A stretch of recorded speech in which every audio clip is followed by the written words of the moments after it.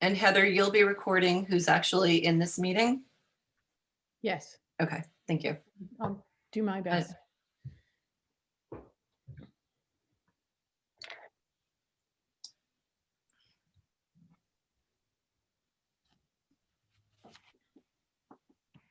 Looks like everyone's muted.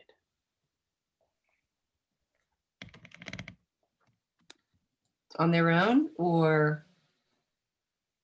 No, Okay. That's what I do before it says mute. I go into a on meeting too. So everyone should be able to unmute themselves. Okay. There you go. When they can hear us.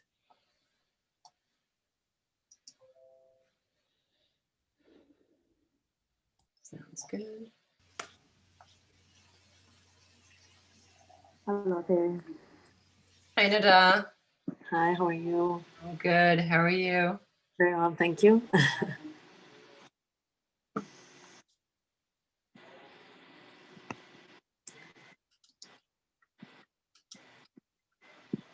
Okay, so for everyone who's entering, if they can hear me, if you'd like to change your name on your screen, because Alan will be calling on people.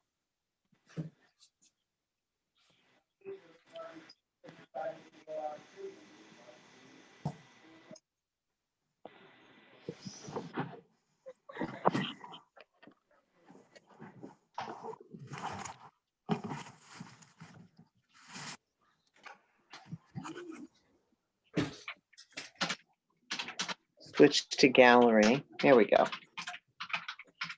Hi, Ria. Hi, How are you? good. How are you? Happy Good. New Year. Happy New Year. Good. I just got back from Florida last night, so I didn't want to miss this. Excellent. Glad to have Yeah. you.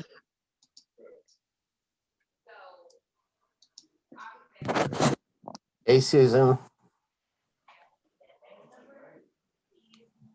Oh, she might be muted. I'm going to do a gallery view. Who said, hey, Susan? That'd be me. Alan. I brought you something, Alan. Yeah, I have a comment about that a little bit later. Oh, great. Hi, Alan. Hi. Long time no see. Yeah. This is great seeing all of you. Same here. Yeah, I miss everybody. I know. I Yeah. miss you too, Susan. Yeah. You. Hi, I Alan. really Welcome. miss everyone. Hi, guys. Hi, Sheila. Hi, everybody. Nice to see you. Good to see you. Hi, Sheila. Welcome back from Florida, brat. I know, I gotta tell you, it was nice. I needed a break, though. Good for you. It was a tough year. Well, help is on the way, it looks like, anyway. Absolutely. It was just busy in our area at the shore, Yeah. right? Okay, we have, let's just wait. Let's give it like one more minute. Susan, your art is spectacular. Oh, there's Susan. Oh, I thank didn't even- you. Really, very, very special.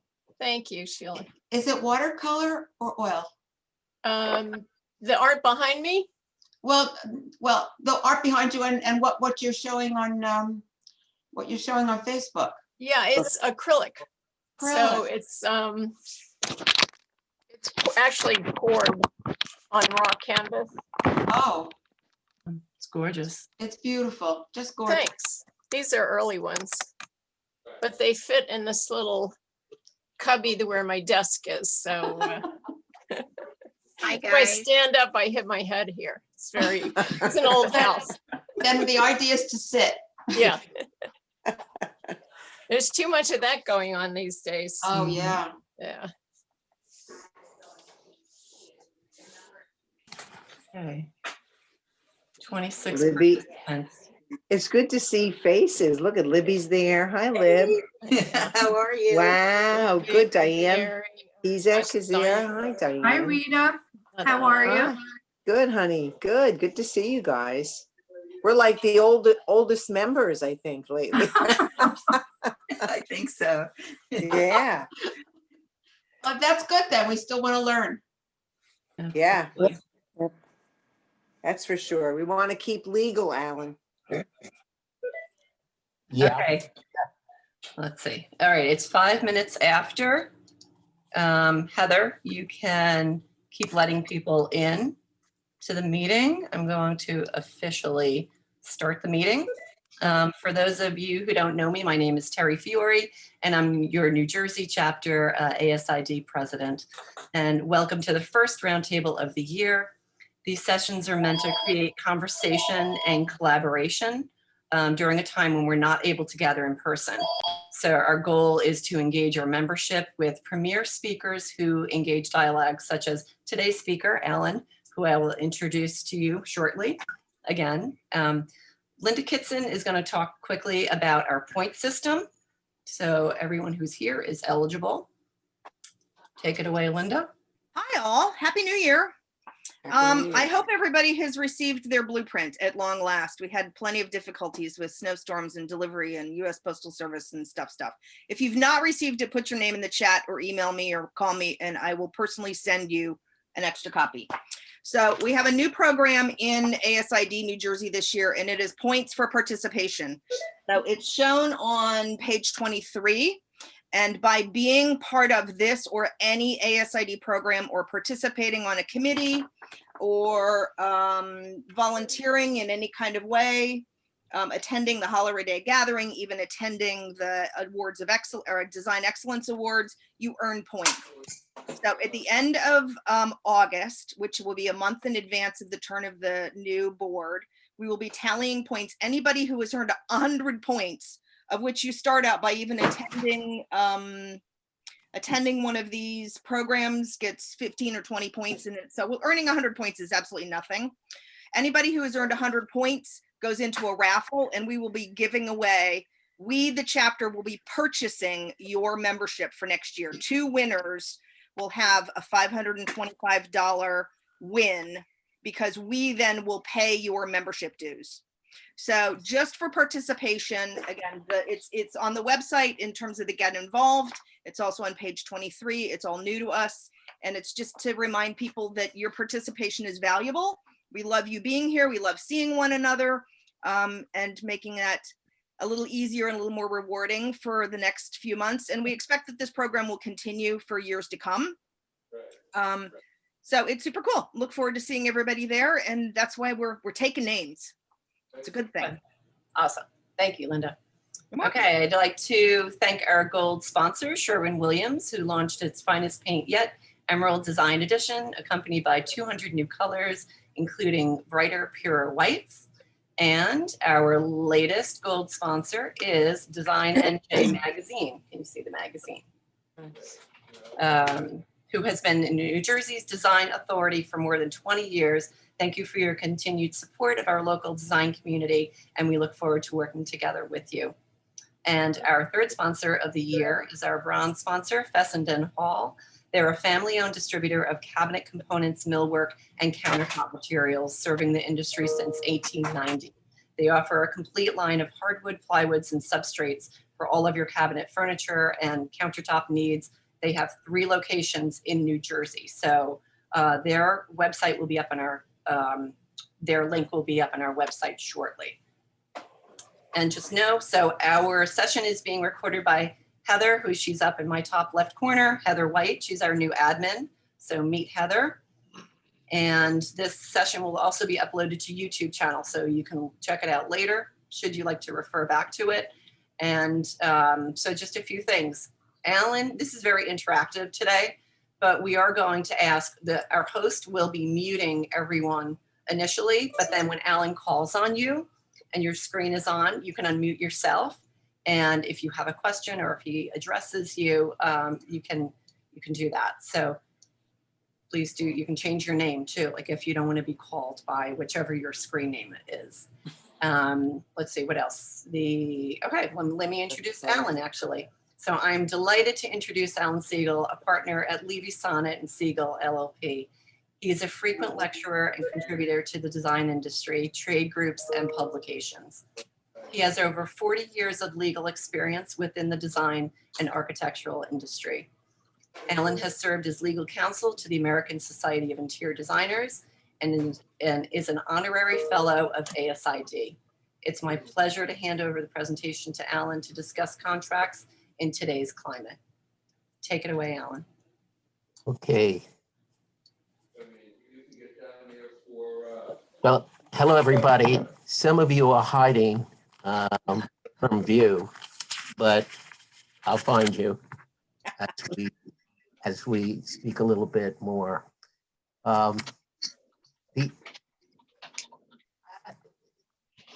Just last week, I was introduced to someone, and he asked me, well, "What do you do for a living?" And I said, "I'm an attorney." And then he said, "What kind of law do you practice?" And I say, "Well, basically, a large part of practice is representing interior designers." So he looks up and says, "You do what?" And I said, "Well, a good number of interior designers around the country." And then he says to me, "Well, what possibly would they be for? What could possibly go wrong?" And one word jumped into my head. I didn't say it to him, but word, pretty much everything can go wrong. And over 40 years plus, I've had the privilege of representing some spectacular people, both young designers who have been in practice for 10, 20, 30 years, and a good number of the stars in the industry. And the point that I'm making here is that whatever we talk about today in terms of contracts and comments in the current climate applies equally across the board to every designer of whatever age, whatever experience, because there's a fundamental symmetry in terms of law and interior design. I note from Terry that today's talk was basically to speak about the ever-changing laws in the environment. Mine's a little twist on that because fundamentally, the profession of interior design, which started way back when, maybe in the 20s, in the 30s. I'm not that old, but I do recall those of you who visited ASID's older headquarters. In the boardroom, sitting behind us was a picture of every past president, of starting with the presidents of AIA and NSID. And the entire wall was covered with their photographs.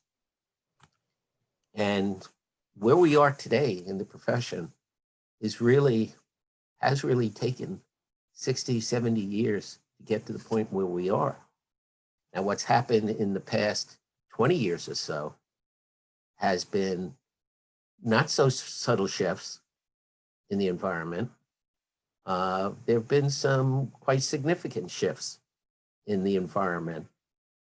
Again, the point that I'm making, it's not so much that the laws have changed that you need to know about and try to get ahead of. The laws change. They have over the past years. There's case law about interior design disputes. We have legislation that governs certain states, either as certification acts and several practice acts. But basically, what my perspective is, it's contract law. Okay. And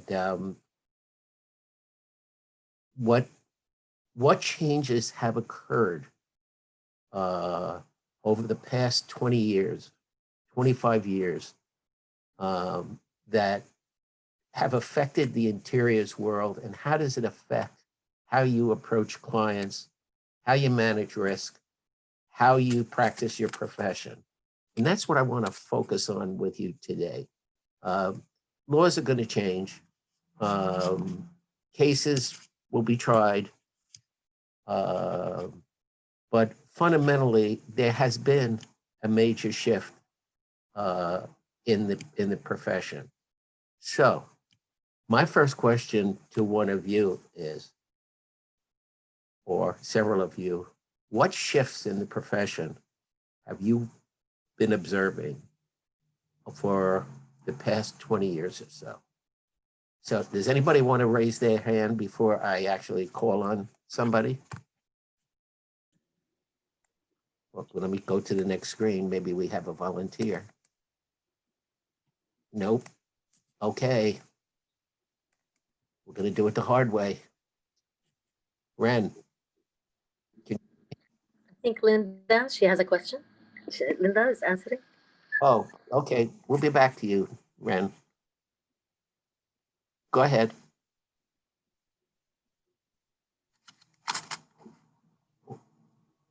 Who wanted to speak? Okay, hi, Ellen. I'm Linda. Hi, Linda. I'd like to ask one of the things that I've come across, I'm going to say experienced, is clients who don't like to pay their balance or pay, whatever that is, pay their merchandise deposits, kind of for the sport of it.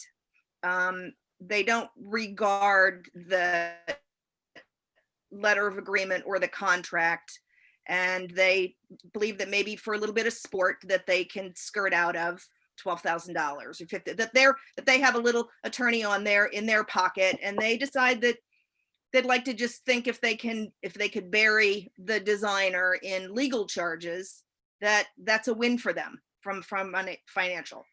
So Right. Okay, that's a fair question. It happens more than you'd like to think.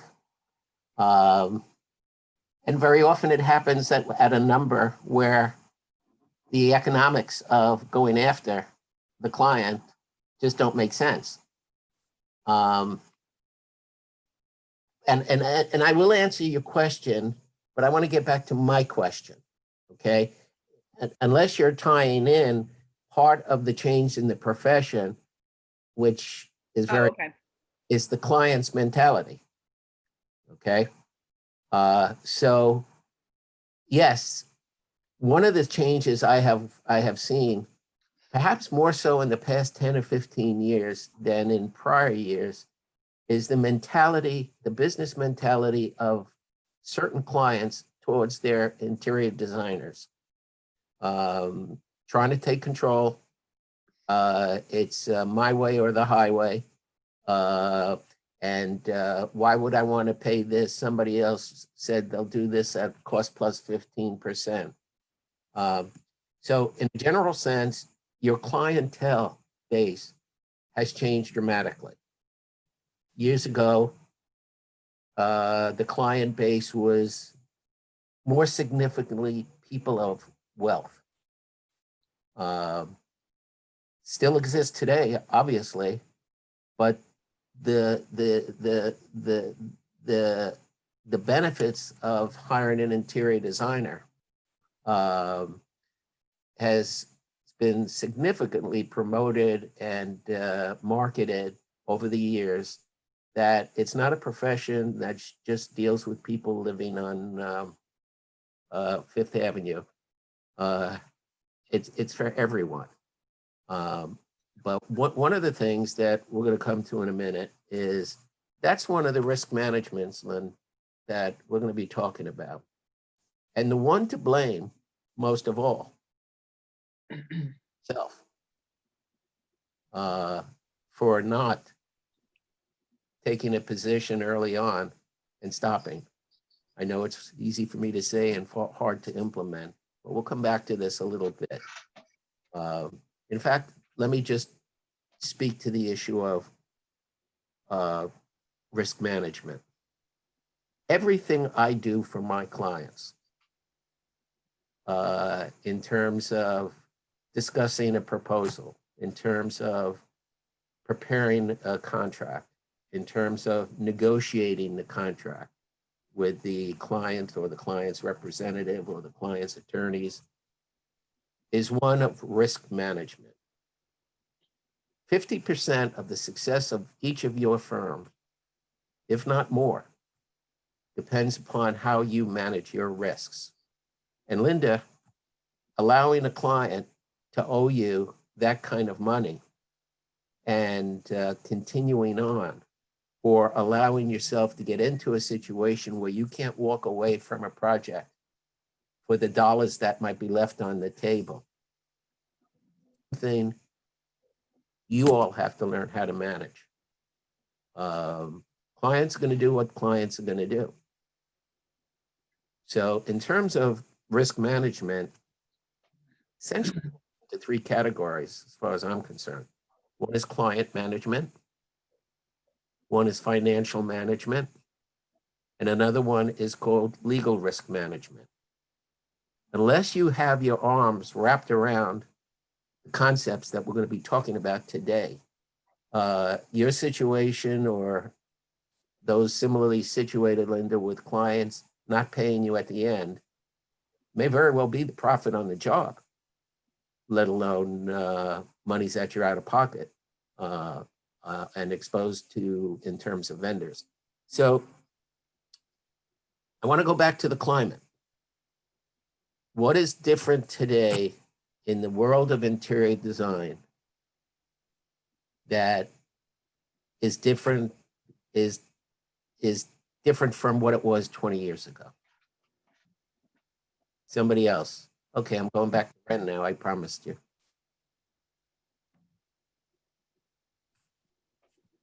We need Ren to unmute.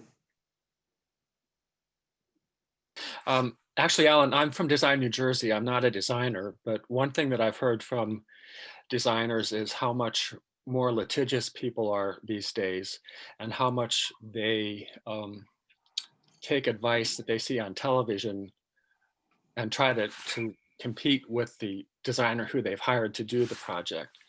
And I'm not sure how a designer can protect herself in that case.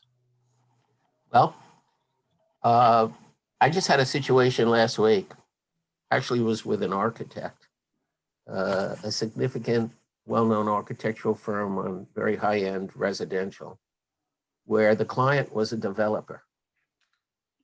So the client knew how to read plans and has built projects, but they were commercial projects. They weren't residential projects. And they came to this architectural firm because of the unique kind of designs that they home and the reputation that they have. But I got a call from one of the principals last week and said, Alan, get prepared. I have to have a conversation with this client. They have yet to get out of the schematic design phase into design development phase. And the client has revised the schematics about 6 times, changing the quality and the look, and started to drive the project. And the architect turns around and says to me, I can't continue on with this project unless we can rein in the client from participating in the evolution of the design. Not that they shouldn't participate, but if they want to do it on their own, then they do it on their own. We don't want our names attached to what the project might end up looking like if it goes the direction of this particular client.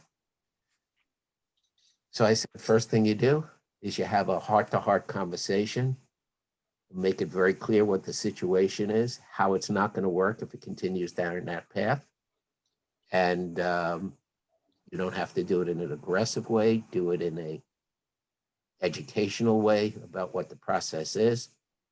And sure enough, he had the conversation and he called me later and he says, okay, we reined him in, he apologized, and he's given us back control. So in that respect, you got to learn how to talk to clients. Okay. I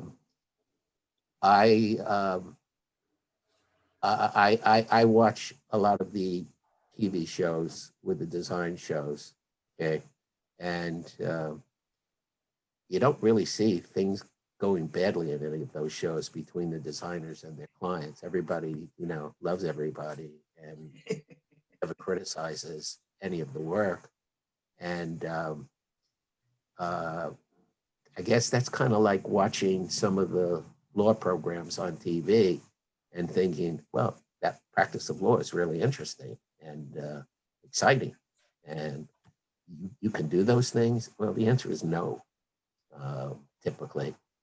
So, okay, I need some more input on what's changed in our environment. Susan? I see the internet as having a huge impact on my own pocketbook over the last 20 years. Yeah. Things that used to be exclusive to us are now mainstream, and people price shop all the time. And that is a major seismic change in the environment that you are living in now, and it's not going to get any better. It's going to continue. Okay. Same could be said of going into a lot of the retail stores. You all know who I'm talking about. And there are some designers who actually have collections in those retail stores. So that environment is changing. The question is, how are you going to adjust to that environment? You said, and I understand it, it hits your pocketbook. Maybe you need to start thinking about a different methodology of charging. And we'll get into that shortly. Okay. Susan, Globus. Yes. Okay. Another way, Another way, communications. such as? Well, it feels like 20 years ago, they were a little bit more controlled, measured. There were conference calls, there were meetings, and now just with cell phones, people have almost 24-hour access, or feel they do. So that's the issue, going back to client control. Right. Very, very true. And what are you going to do about it, Susan? Not answer my cell phone. Set up constraints, or set up a way to communicate at the beginning of the project that works for both people, and adhere to it and give gentle reminders. Good. Good. Okay.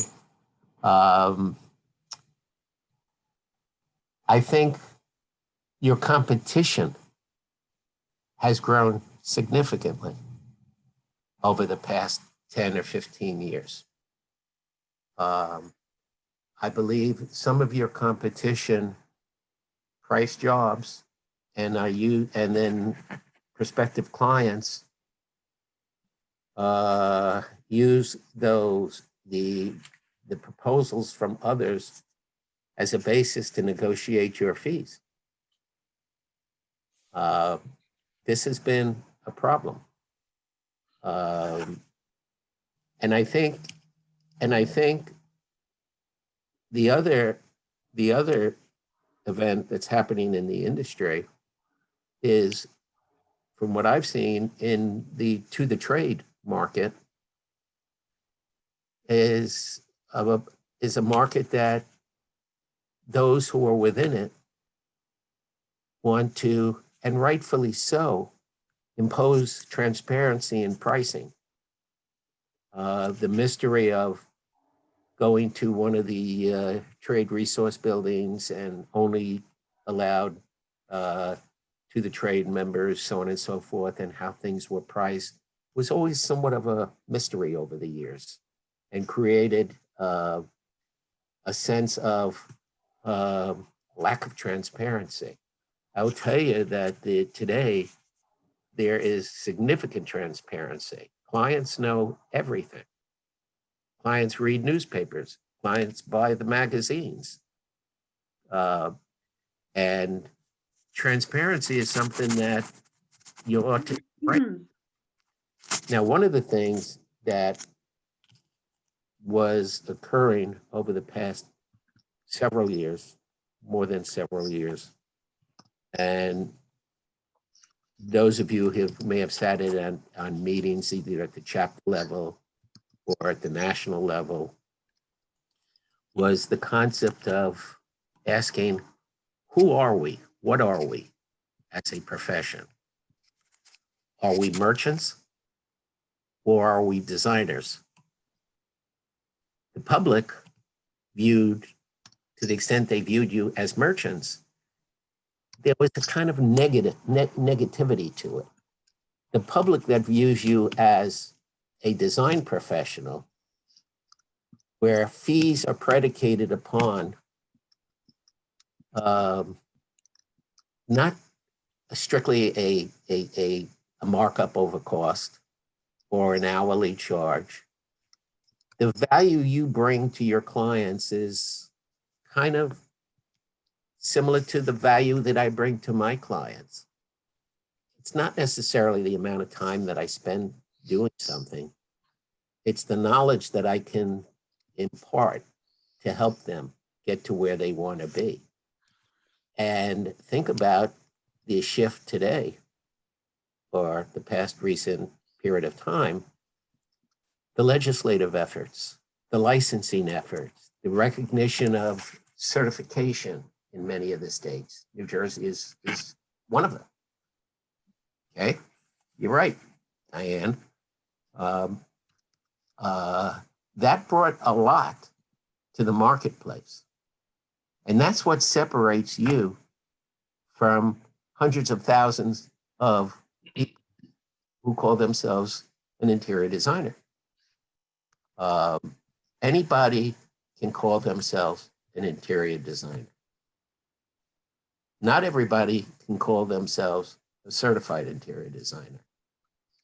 Not everybody in certain states can practice interior design, how it's defined. You remember we had a big lawsuit down in Florida to establish the legality of a practice act, and whether or not the use of the term interior designer was basically constitutional, affecting freedom of expression and practice. So that's where I see, among other things, this shift. And the internet is a situation you're going to have to come to grips with. You're not going to be able to exclude that, because clients, everybody's on the internet. I have some significant designers who have done licensing agreements with many of the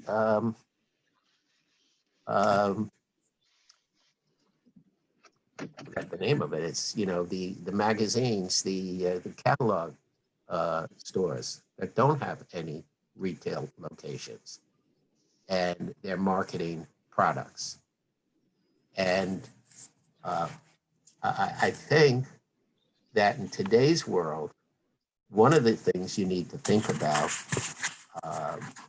is, well, with all these changes going on, should we be rethinking the methodology of how we're charging? Now, I will say this to you. I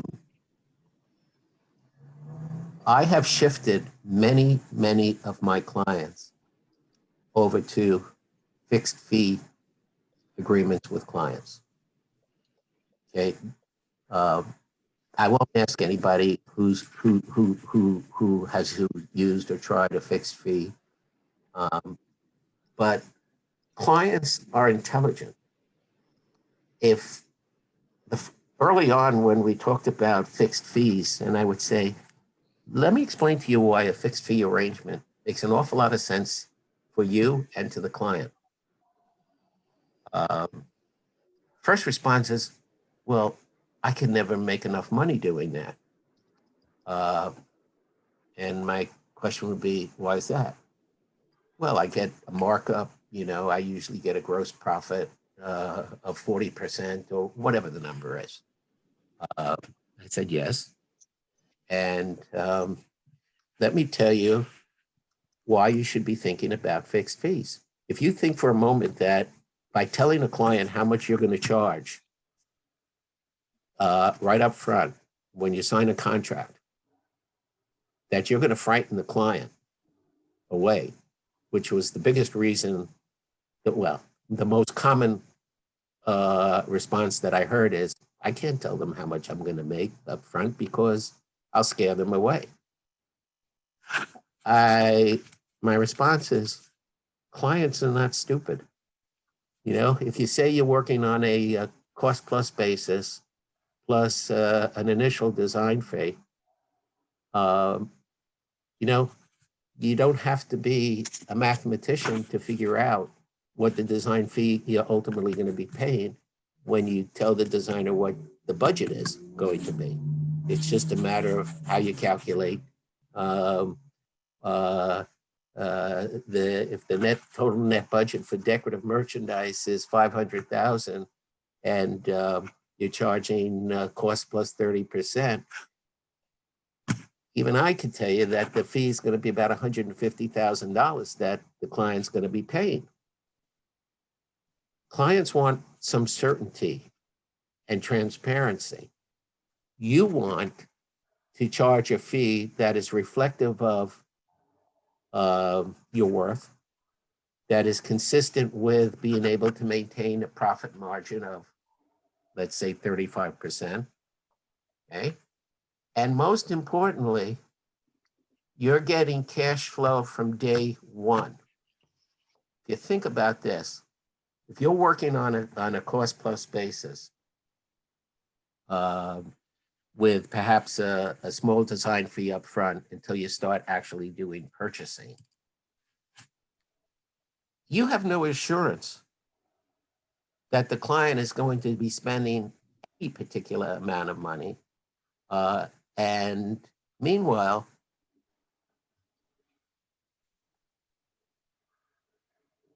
Nada, let me ask you a question. Okay, I think you have to go off mute. Yes, I entered from my cell phone as well because the computer is like kept static. Oh, I okay. can't use the computer, yeah. Okay, good. If you're working on a residential project, let's say the average residential project might last about 12 months, okay? By month 6, what percentage of work have you done on that project? Okay, maybe I'm not the right person to ask. Recently, I've been in the profession for 3 years, and I've been working with an architecture firm. I haven't done that much, big projects for myself. Okay. But I would assume that I should have done almost half, at least. That's Maybe. that's absolutely the correct answer, and maybe even more than half. Maybe you've actually done 70% of the work by the time you're in month 6 of a project, because by month 6, you've done all of the design drawings, plans, and you probably have already started selecting and even purchasing merchandise.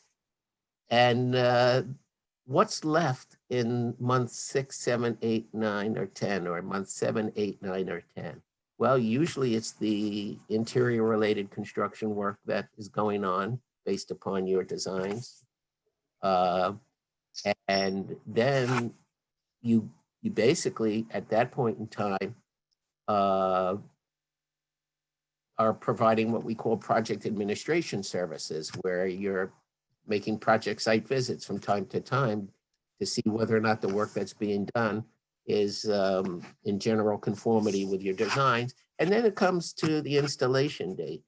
So I strongly suggest to you that in every residential project, by the time you're halfway or a little bit more than halfway through, you've already performed 70% of the work. How much fee have you gotten so far?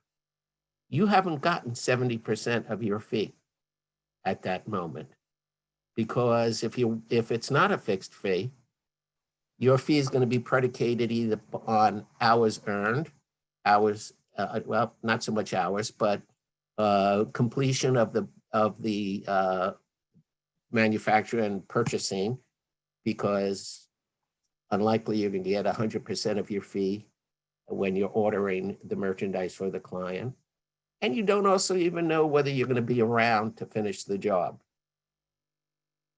So, and going to Linda, back to the point about having money left on the table, you should never be in a situation where you're leaving money on the table. And you're leaving money on the table even when you don't think you're leaving money on the table.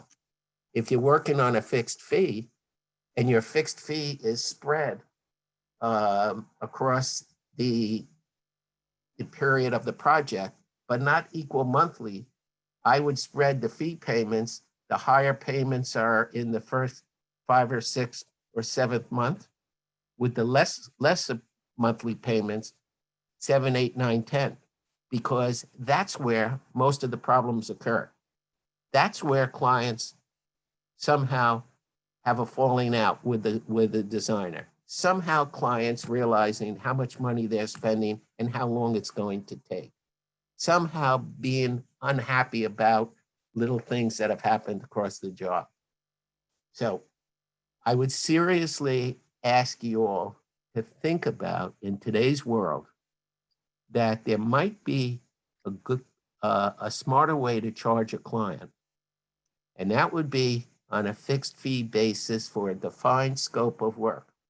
Now, what we add to the fixed fee arrangement is something called additional services. Those are the things that fall outside of the scope of your basic services.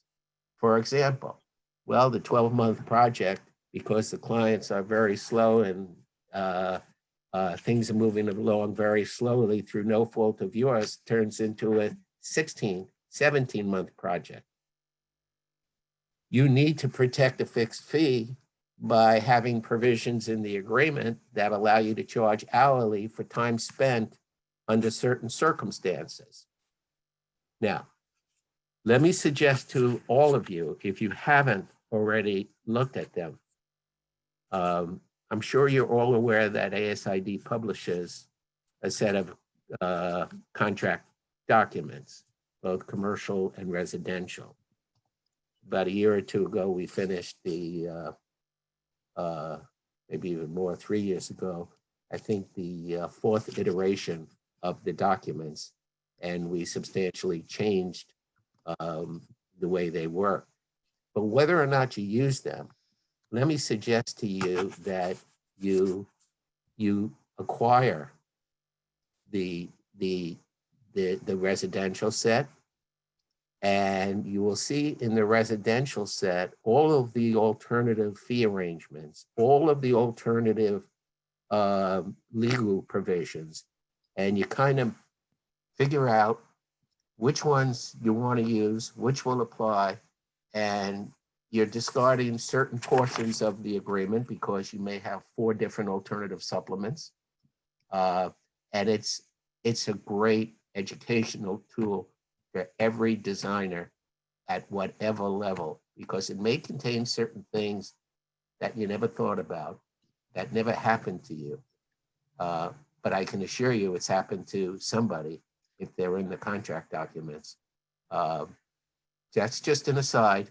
It's, I think, because there's literally no way I can, in a short presentation, cover, 50, 25, 30 provisions that are critical for you as practicing designers in this environment. And if you're charging on it's okay to buy items on an internet. If your client likes them, if you like them, it's okay. But you have to learn to adapt, I should say, your practices to the world outside, because the world outside has changed. And one of the ways of adapting to this is to reconsider your compensation methodology. And if done correctly, you're not going to make any less money than you would if you did it your old traditional way. What you do is have the assurances that you're going to get a check every month. And the month that you don't get a check is the month you start considering suspending your services. Let me ask Doreen. I think we have a question from Amy, if Amy can unmute herself. Yes. Hear you. Okay. Amy? Hi. I'm here. Can you hear me? I can hear you. Oh, okay, great. So are the ASID contracts that you're referring to, the residential and the commercial ones, are they free to ASID members, or is there an additional charge to access those? I believe there is a charge for a member and the charge for a non-member is different. Okay, it's a couple $100 each, right? I would love to be able to answer that. I don't even know. Okay. Even though, my firm wrote them. Okay. Yeah, we just don't price them. Gotcha. Thank Okay, but sometimes the easiest way to learn something is to learn at the expense of others. And these documents have an awful lot of information and protection and things you might want to consider. So the answer is, Amy, I don't know how much they are, but it's a worthwhile investment. Okay. And Terry, you, Alan, yeah.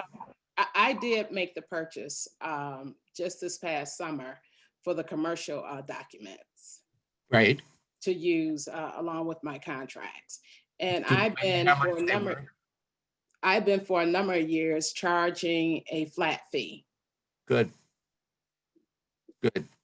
Commercial projects lend themselves, and in the past lent themselves to fixed fees. Sure.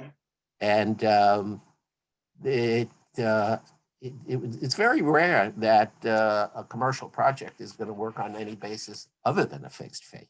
Right, unless you're working with a private individual, but I do that across the board. But I tell you what recently happened, started working on a project where the money was slow to come over a year. So therefore my flat fee really is flat at this point because the money just came. And I'm, sticking to the promise of, what I made that one time fee. And so now the payment is being spread out monthly. I initially was paid a retainer fee to get started, and just circumstances happened that prevented the job from going as planned. But now it's full steam. Well, you know what? I don't know what the circumstances were during. You took a risk, okay? Yeah. If the client was honorable and you had already performed most of the services or a good portion of the services, hoping that you were going to be getting the fee at some point sooner than you actually got the fee. You took a chance. Sure. And, you know, contract law and contracts are really meant to stay in a drawer. You know, the contracting process itself is an educational process between the designer and the client. Actually, I've always said that the most important phase of any design project, whether it's a residential project or a commercial project, is the pre-contract phase. You think about this for a minute. I've made mention of this in every session that I've given in any workshop. Is this: go ahead and pick the wrong client to work for. I guarantee you that you will have a problem. Okay? Now, how do you know whether or not this is a client you can work for? It's your pre-contract discussions with your clients. I can't tell you how critically important that is. You hear certain things, clients say certain things. Mhm. I mean, when a client tells you that you're their third designer on the project, that ought to raise a red flag, okay?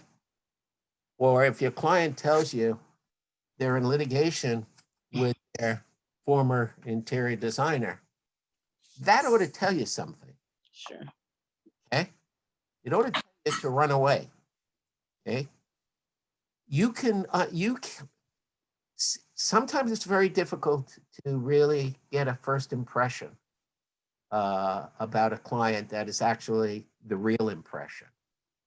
So you don't rush to judgment by meeting with the client and then sending them the contract the next day.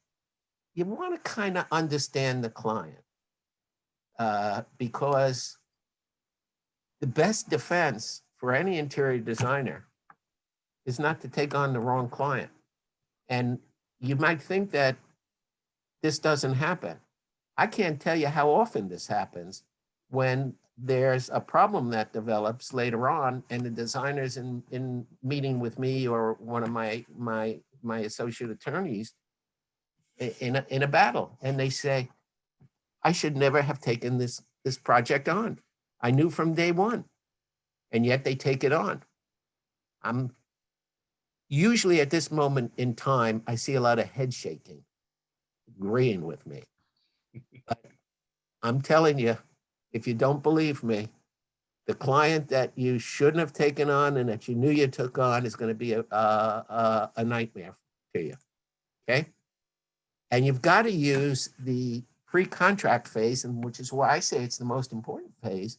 It's because it's really the first time you can actually explain to a client what it is that you do, what it is that you don't do, what they should expect to encounter in the project, and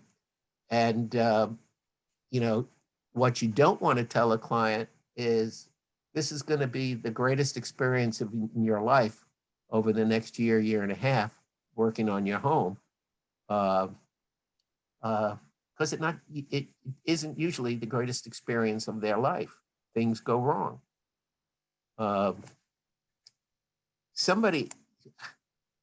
Earlier on, we talked about, and it might have been you, Susan, who used the word communicate.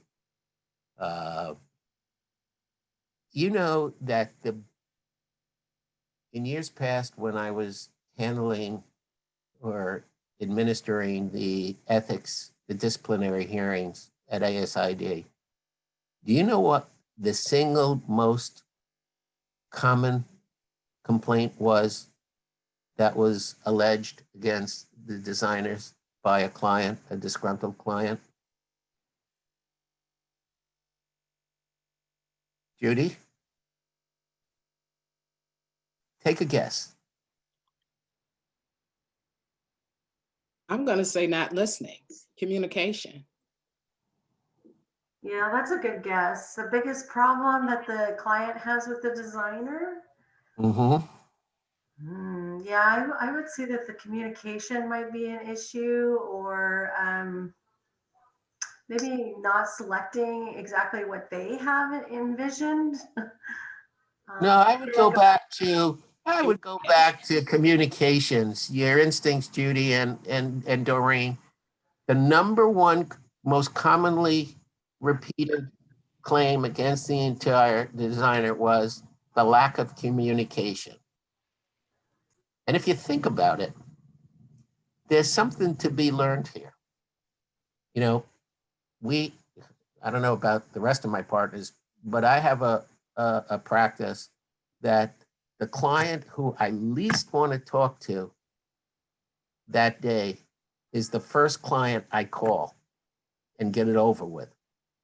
Okay? You are professionals. Your clients are hiring you for your wisdom. Your clients depend upon you. What may be a rather small issue to you in connection with your clients matter is invariably a big issue. Like, I can't turn the handle completely. There's something wrong. And they send you an email and you don't respond to that. And then they call you and you don't respond to that either. Guess what happens? That client becomes upset and angry. The easiest thing to do when that client first reached out to you was to say, okay, Alan, I understand. I'll take care of it. The next time I'm in the house, we'll look at it, but it's not a problem. That's all they want to hear. Right. Okay. Do you know how many situations you can deflect by just doing what you would expect another professional to be doing for you? I know when my clients are annoyed if I don't call them back right away. Thank God most of my clients understand that I'm not necessarily going to call them back 2 minutes after they've left a message. But I make it my business to call these clients back. Okay. And number one issue on disciplinary is the lack of communication. My designer was there, happy to take the retainer, the initial deposit check, and didn't hear from them for 4 weeks. I would call a client and just see how they're doing without having anything really, to tell them about the project. They want to know you're around. This is a practical, sensible solution to the litigious nature of people. Okay. Most problems that occur in a project that end up with attorneys are problems that needn't have developed to the level that they have. Some of the biggest cases we've handled arose out of little silly things that the designers were too busy to address. So, very important. And this is client management. This is part of risk management. Today, I don't think I have a client who practices interior design, certainly not architecture, without professional liability insurance. I won't ask you to raise your hands, but I suspect some of you don't have it, and I would encourage you to have it. The defense costs of having to go to court or an arbitration alone are well worth the cost of the insurance. And those of you who do commercial projects, you could be expected that your commercial client is going to ask you for a certificate of insurance to see what you have. I see Doreen shaking her head. Yeah. You gotta have it. And if you don't have it, the prospective client might think twice. Okay. I want to talk about it. Wow, we don't have any time left.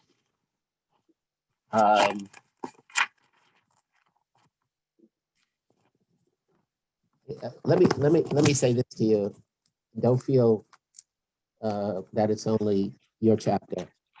In 44 years, I have yet to complete a workshop from beginning to end. Impossible. So, you know, you try and pick up a few issues, and you get. Let me tell you, that's dear to my heart. That should be dear to your heart too. Ownership of the intellectual property rights in your work. So critical. How do you answer a client who says, I don't understand, I'm paying you $150,000 design fee and I don't own the drawings? What do you say to them? Intellectual property. Yeah, and they say, well, what's that? And you should be able to explain. Intellectual property is all of the proprietary rights that you have as a matter of law. Okay, you know, copyrights, design patent rights, trademarks, trade secrets, so on and so forth. And yet this comes up probably in 25% of the contracts that I negotiate on residential projects. The attorneys on the other side says, well, we want to own the intellectual property rights. Diane,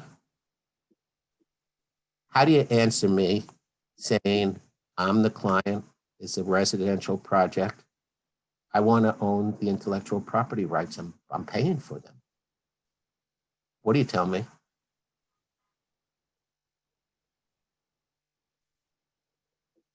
Diane needs to be unmuted.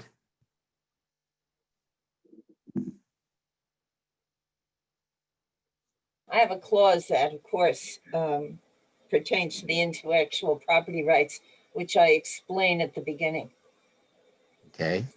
And what you explain to them? We don't have that problem. We've not really had that problem whatsoever. So maybe I've just been fortunate. Okay. Maybe, or maybe I'm unlucky. I don't think so. The key is this. Your clients don't need to own any intellectual property rights in anything that you do. The worst case scenario, or sometimes where it happens, is on commercial projects where your design is integrally related to the brand of the client. And there you have to find some common ground as to your creativity, your designs, the things that you ought to be able to do in the next job while still respecting your client's brand that you're working with. But if you ever decided to move into the licensing world because you've designed custom furniture, furnishings, and accessories, if you don't own the intellectual property rights to those designs which form a part of your portfolio, you're not going to get a licensing agreement because you're going to have to give a representation to the licensee that you own all of the intellectual property rights and you've never granted ownership rights of any kind. And I have many, many clients who do a lot of licensing, and you can't license a design that you created to a licensee when you have given the rights, intellectual property right, to your client. And clients don't need to own those rights, certainly not in a residential project. Sure. Okay. Knowing, I mentioned it, I know we're running a little, I just want to do one more thing. Okay, Rhea. Yes. Okay. Hi. Hi. So let me ask you a question. I'm working with you, I'm the client, on a fixed fee basis. Mhm. Okay? Your design fee is $250,000, okay? And you're gonna pay it to me over, let's say, 12 months, okay? Let's make it easy. Let's say it's 240,000. So that, Okay. okay, close to it. All right. The first month, you send me a bill for $20,000, $24,000, you know, to get, Mhm. I paid.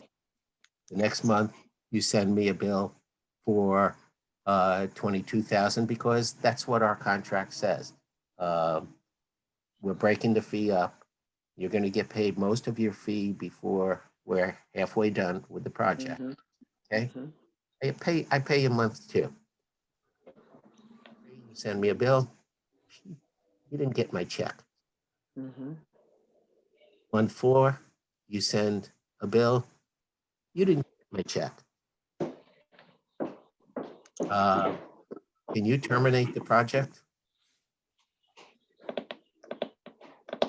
Is that a question? Are you Yes. terminating the project? Okay. Can you So what? can you terminate because I didn't pay you 2 months out of the 12 months? I did pay you the first 3. Right.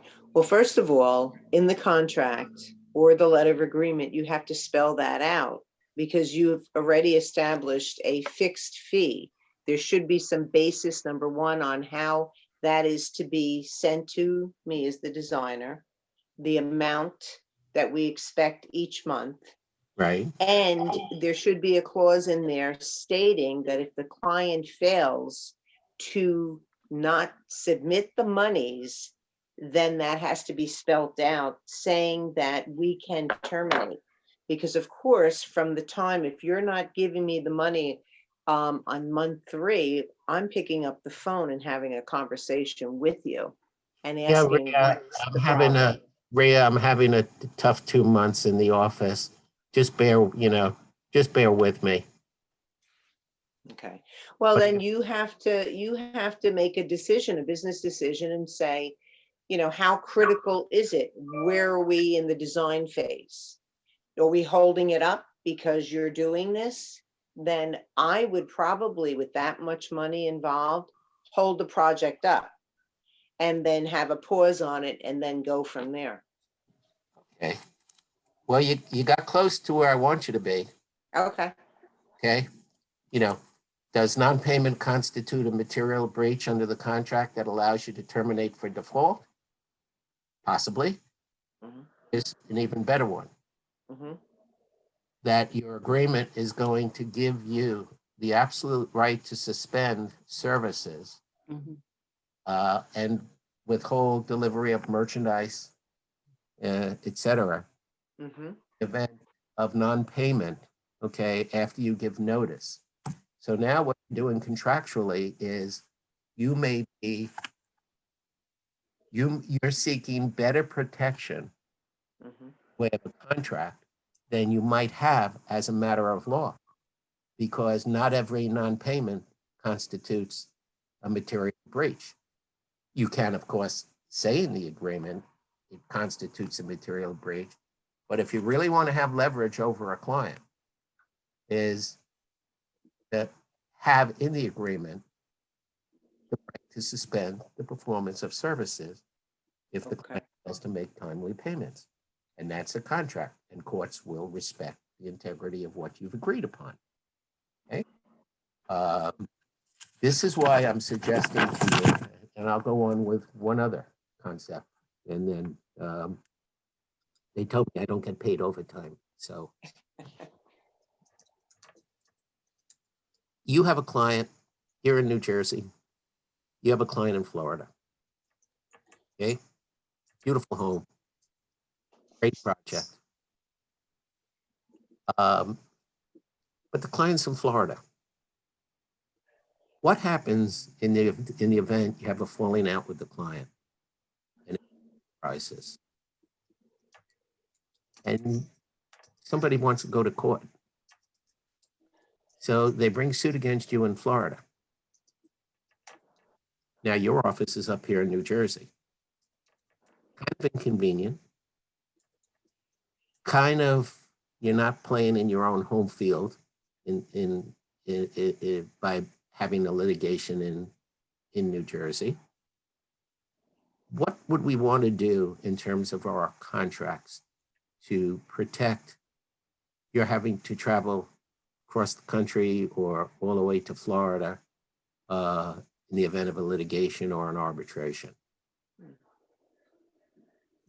Are you asking me, Alan, again? Sure. Well, first of all, if you look in my screen, you'll see that there is a license. I may not be the right one. I'm licensed in Florida. So I do work in Florida. Okay, how'd I know that? You may have seen it on the wall. I don't know. But, you know, it goes back to your contract. It goes back to your letter of agreement. I do have clients in Florida. And, you know, so that I do travel back and forth quite a bit. And so I don't know that I'd be the right one to answer that because I would handle it just like I would here in Jersey. Okay. Sorry, you were the wrong person. It's okay. Okay. But the answer is, first of all, obviously, you do need a license in Florida.